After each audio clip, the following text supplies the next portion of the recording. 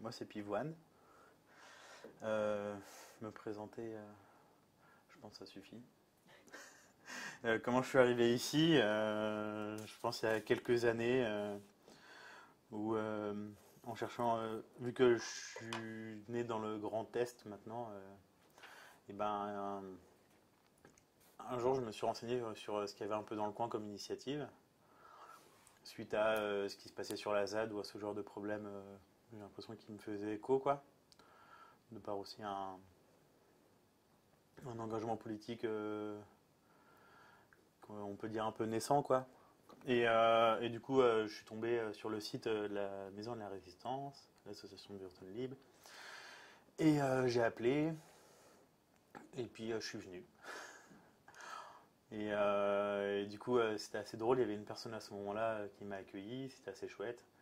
Et puis, au fur et à mesure, je suis repassé de plus en plus.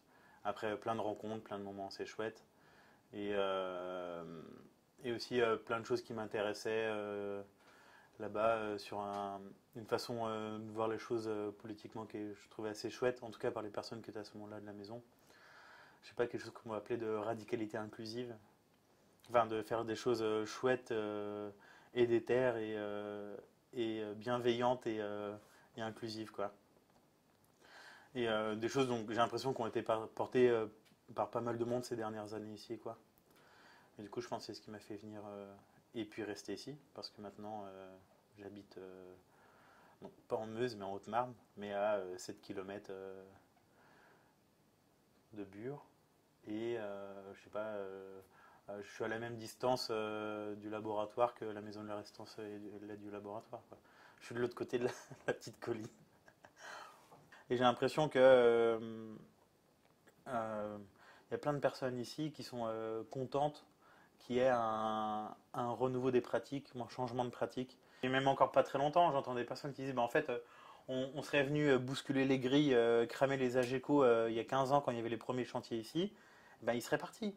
Parce qu'en fait, c'est en montrant une détermination face à ce projet-là, en montrant que nous, habitants, bah, moi maintenant je me considère comme habitant, j'habite ici, quoi. Que habitants, on ne se laisse pas marcher dessus par un projet qui nous dépasse, et ben en fait, on arrive à être entendu, quoi. Comme c'est dans le cabinet du ministre qui avait reçu des opposants qui avaient dit bah, peut-être un jour, si vous êtes 10 000 à Bar-le-Duc, on vous entendra, tu vois. En tout cas, au mois de juin, on n'était pas loin de 5 000. Je pense que ça fait très longtemps que ça n'avait pas bougé. En tout cas, j'ai l'impression que ces événements-là récents, moi, de beaucoup de personnes que je croise ici, parce que je bouge beaucoup dans le coin, elles changent, quoi. Ça sort un peu de cette résignation. Ils sont aussi contents que les choses se passent. Et même plein de gens qui disent bah, pourquoi vous n'avez pas fait ça? Pourquoi vous n'avez pas fait ça? Bah, oui, mais enfin, viens, on le fait ensemble, tu vois. Il y a une façon globale de voir la lutte, quoi. Où, oui, il y a l'antinucléaire, mais pas que. Je pense qu'ici, il y a quand même plein de choses qui posent question sur ces territoires qui sont en partie abandonnés par l'État, ou en tout cas actuellement ici où c'est l'État par les subventions du GIP, enfin par un organisme subventionnaire nucléariste, je ne sais pas comment on peut dire là, le GIP, qui donne de l'argent ici, alors que normalement l'État devrait le donner normalement. Du coup, elle apparaît comme la main sauveuse, alors que finalement c'est la même main qui fait taire les gens ou qui les met dans des situations de galère, quoi. Et puis faire des choses sur des secteurs par ici, enfin je sais pas, moi je trouve que ça a du sens en fait. De retrouver des choses que tu fais toi-même, le faire avec des voisins, des amis, retrouver une vie qui sort du capitalisme sans être en autarcie. Enfin, moi, ça m'intéresse pas d'être en autarcie, quoi. J'ai envie de faire des liens avec d'autres et faire des choses avec des gens ici, quoi. Il y a l'interdiction de voir plusieurs autres personnes, donc qui augmente en plus à chaque fois. Au départ, c'était 8, 9, 10 maintenant, je crois. Quand ça s'arrêtera. Il y a l'interdiction d'aller en Meuse, euh, sachant que j'habite à 2 km de la Meuse. Il y a l'interdiction de sortie du territoire français.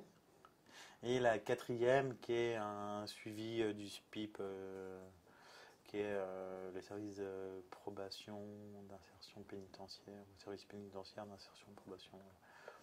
Enfin d'aller à des rendez-vous pour montrer, je sais pas, mon état, je sais pas, des papiers, machin, les adresses, enfin, d'avoir un suivi si je travaille, si je cherche du travail, voilà, ce genre de choses. Si je veux aller à Nancy, qui est la ville un peu grande où il y a plein de choses qui se passent dans le Grand Est, avant, du coup, par rapport à ici, c'était traverser la Meuse.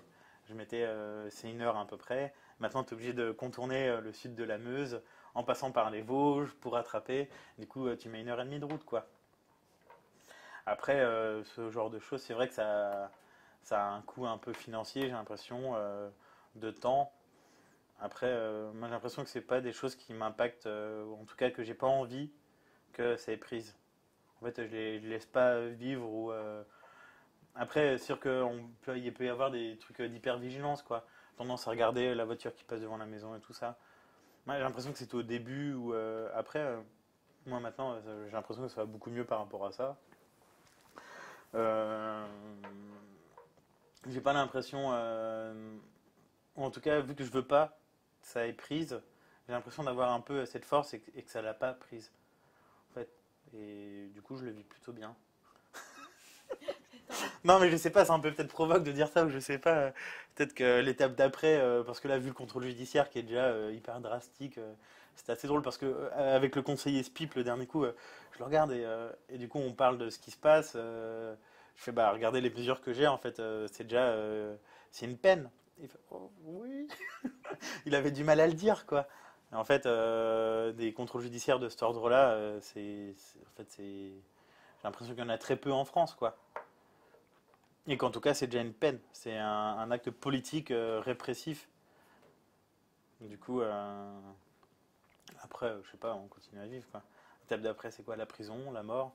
Enfin, je sais pas, quand tu vois les luttes qui se passent ailleurs et les éléments répressifs, j'ai l'impression que là, certes, on a des privilèges. En fait, moi, je suis privilégié parce que, enfin, je sais pas, je vais pas faire forcément la liste de mes privilèges là, mais en fait, j'en suis conscient. Et j'ai l'impression qu'il y a aussi une mise en danger quand on lutte et de l'accepter. Et j'ai l'impression d'avoir accepté ces choses-là et je ne sais pas qu'est-ce qui va m'attendre après. J'ai l'impression que on peut rentrer sur. Enfin, c'est un peu le pot de terre contre le pot de fer. Oui, ben, on va prendre dans les dents, mais bon, en fait, tant pis, trop tard, je sais pas. C'est là et puis on verra ce qui va arriver, quoi. Je pense à la volonté du contrôle judiciaire de couper ces liens. Bah, on le voit, enfin moi j'ai l'impression que si on analyse un peu le fait de ne pas voir les autres personnes qui sont plein de personnes impliquées dans la lutte souvent depuis un certain temps, qui plutôt s'aiment bien et font plein de choses ensemble, c'est vouloir casser l'organisation de la lutte ici. Moi par exemple m'empêcher d'aller en Meuse alors qu'en fait je côtoie plein de gens, d'amis, militants ou pas, mais en Meuse et en plus quand ça fait un certain temps que tu es là, tu as des liens avec plein de personnes, quoi. Bah, c'est casser un réseau, j'ai l'impression, ou en tout cas de vouloir, moi par exemple, m'extraire de ces possibilités de lien avec les gens. Enfin, c'est pas ça qui va nous arrêter, quoi. Enfin, en tout cas, moi, qui va m'arrêter. Vivre ici, c'est quelque chose qui n'est pas forcément évident, pour tout le monde, hein. Pas forcément en tant que néo-habitant du secteur ou ce genre de choses, quoi. J'ai l'impression que quand je vois mes voisins ici, il y a plein de situations très compliquées.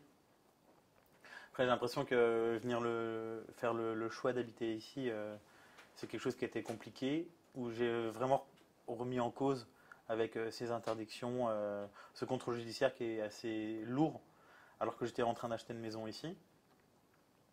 Et finalement, je me suis dit que ça m'empêchera pas de faire ce que j'ai envie de faire. Après, c'est sûr que sur le coup, ça fait un peu chier. Puis après, maintenant, en fait, j'ai rencontré plein d'autres personnes, je fais d'autres choses autrement. Et moi, j'ai l'impression que c'est pas ça qui m'arrête, et qu'en fait, on faut passer outre.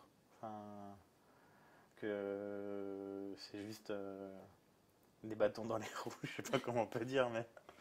Moi, la suite, je pense, ça va être continuer les projets que j'ai en cours ici, quoi. Rénover cette maison, la rendre plus chouette pour moi et les gens qui ont envie de me rendre visite ici. Continuer le projet de grand jardin que j'ai à 500 mètres de cette maison. en fait continuer à faire le choix. Enfin, j'ai l'impression que déjà ma vie elle est là et elle a du sens. En tout cas, j'essaie de lui donner du sens ici. J'ai l'impression que ça marche bien. Et, euh, et j'ai l'impression que du coup, continuer. Et du coup, ma vie, c'est aussi la lutte ici. En fait, mon quotidien, c'est parler avec des gens. J'ai l'impression d'être. Enfin, quand me promener, tu croises des gens, tu as un lien. Et il y a plein de gens, j'ai l'impression, dans les villages aux alentours, même sans me connaître directement, savent qui je suis ou ce que je fais ici. Et que ça donne du sens. Et qu'en fait, la lutte, même si je ne peux pas voir mes amis ou aller à une manifestation ou à une réunion ou à d'autres choses, qu'en fait, je continue à apporter la lutte autrement. Et qu'en fait, elle est tellement. Pas, enfin, je sais pas. Imprégnée. Je sais pas quel mot serait juste. Qu'en fait, c'est là, en fait. On a les deux pieds dedans et on continue. Et l'avenir, on le verra, quoi.